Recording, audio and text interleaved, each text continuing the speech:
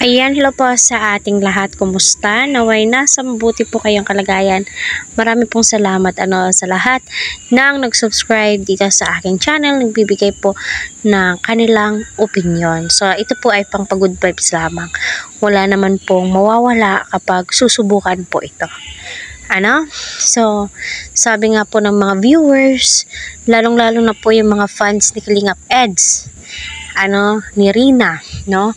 Ang sabi nga po doon sa isang comments na most awaited tandem po itong kay Viancy at kay Kalingap Eds. Maliban nga po kay Jomcar na pumapatok ngayon, para po silang artista na inaabangan ng mga supporters, which is alam naman po natin kung gaano ka-thankful ang buong team Kalingap at kung gaano ka-thankful ngayon ang mga beneficiary ni Kalingap Rab.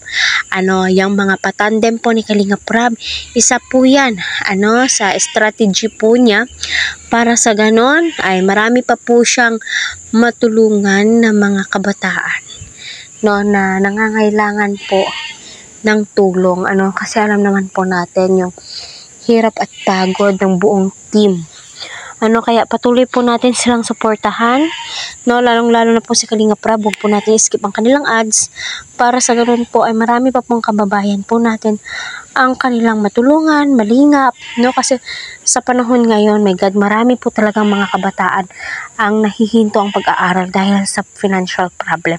Kagaya nga po ni Viancy, grabe po yung hirap po nila, nasa tabing dagat po sila, which is alam naman po natin kung lumaki po yung dagat is napakadelikado po, kasi may mga kapatid pa po itong si Viancy na maliliit.